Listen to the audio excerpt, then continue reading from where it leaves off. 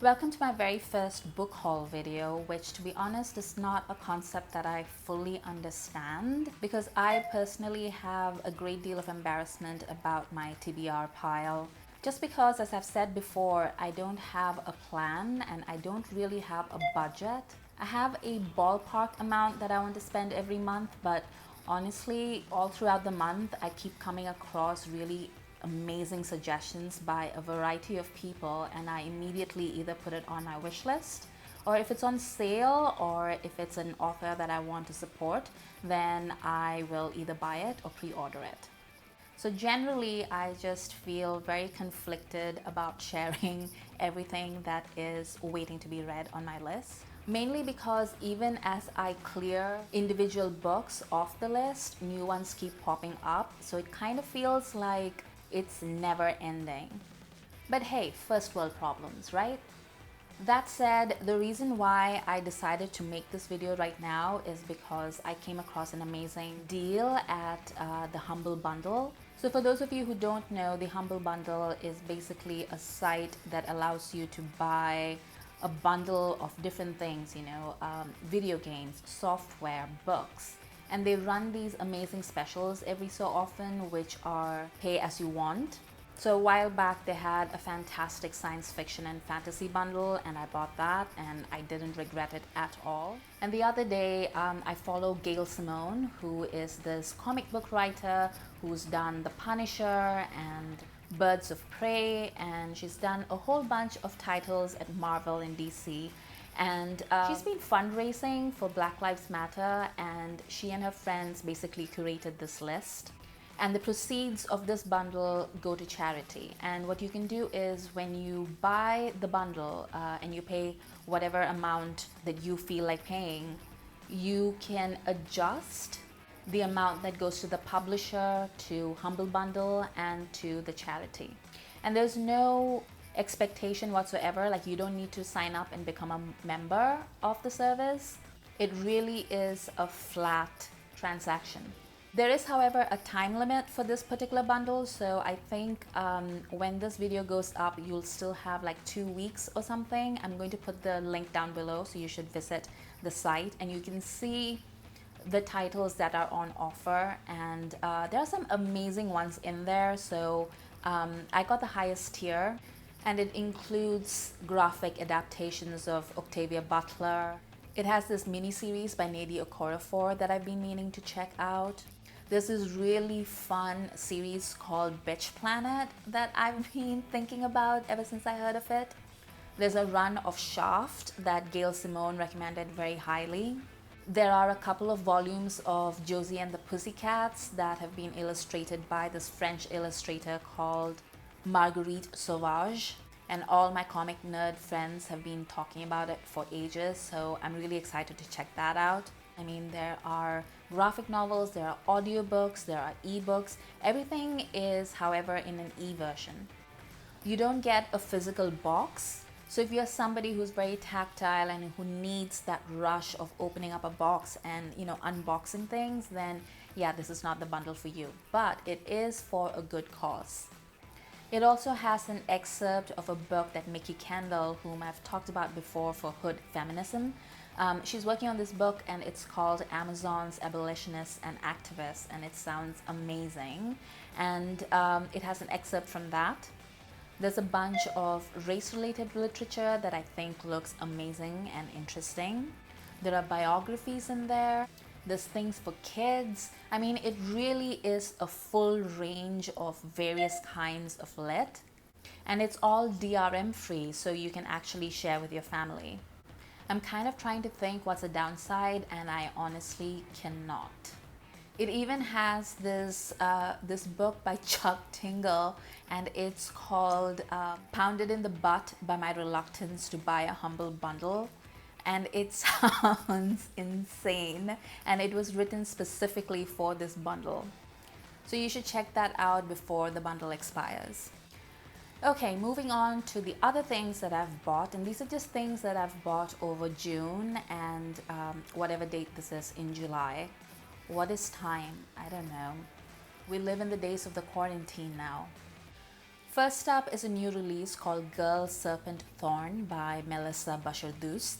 This is a Persian-influenced fantasy novel about this princess who is cursed to live coated with poison. It sounds very unlike pretty much everything that I've ever read before, and I really like Middle Eastern set fantasies, so I'm really interested to see how this is going to play out. Next up is Old Filth by Jane Garden.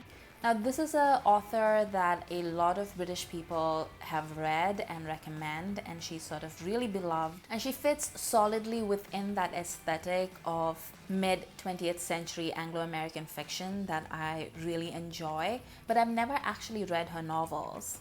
I don't know why. But she is definitely one of the more recommended authors that I've come across, and I'm really excited to try it out.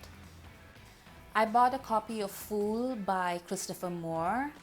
Christopher Moore, for those of you who don't know, he writes these sort of alternative Shakespearean sagas. There's like an element of fantasy to it, and it's a reinterpretation, and it's kind of difficult to describe in my opinion, but it sounds really interesting, and I'm not sure if you need to have read any Shakespeare before you pick up one of his books. I've never actually read a Christopher Moore novel, even though it sounds like something that I should have been mainlining.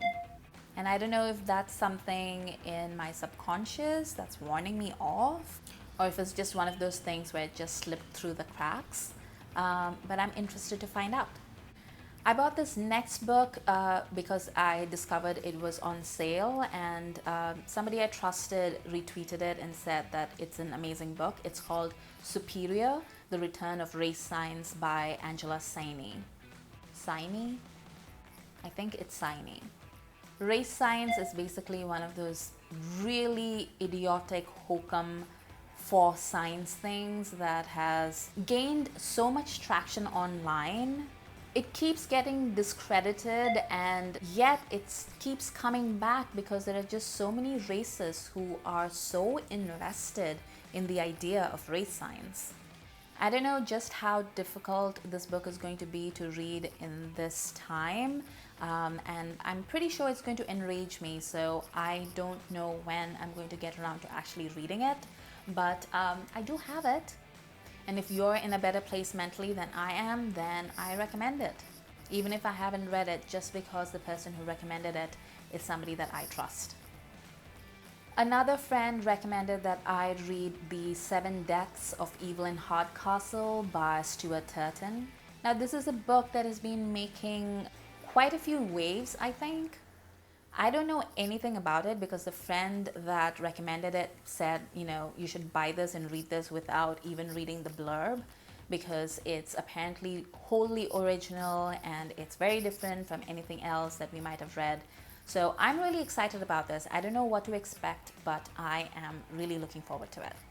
I also have Get a Life, Chloe Brown, and Take a Hint, Danny Brown by Talia Hibbert, who is an author who has been on my radar for a really long time, but I went through this period where I wasn't reading as many romances as I usually do. So this year has been like a real catch-up for me in terms of romance, and this comes so highly recommended by pretty much everybody whom I trust. So I'm really looking forward to it. Fingers crossed.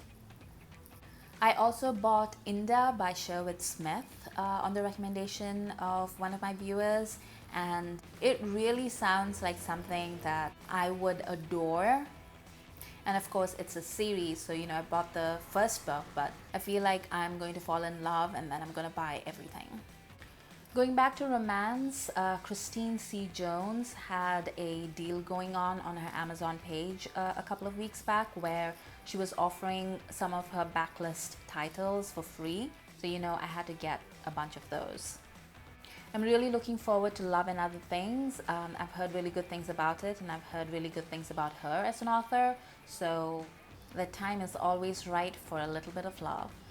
Next up is this book called Black and British by David Olusoga, and it was actually one of the shortlisted contenders for the very first edition of the Jhalak Prize, which is a prize for Black, Indigenous and people of color authors in the UK that was set up by a friend of mine, and it has done like a really great job of promoting authors of color, and you should check it out. I'm going to link down below to their website. Every single year they come up with this short list and this long list of just the most incredible, interesting authors who are working today but can't really get a toe in like mainstream awards and things, and it's a really great way to support some really great authors. This particular book was recommended by a bunch of people who were making videos for the Black Lives Matter movement, and they were talking about like literature penned by Black authors, and this was one of the recommendations that came up in multiple feeds, and I am really looking forward to it. And last up is a book that has been heavily promoted across my social media feeds. It's called Gideon the Ninth by Tamsin Muir. I'm not really sure how to pronounce that last name. Muir? I don't think it's a super uncommon name, but I've never known how to pronounce it, and I still don't.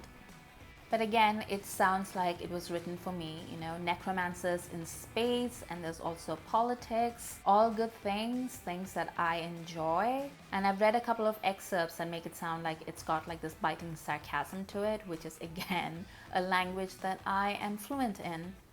There's also a bunch of other things that I've bought, but I feel like we'd sit here for the next half an hour, and the length of this video makes it sound like I have self-control, which is a good thing.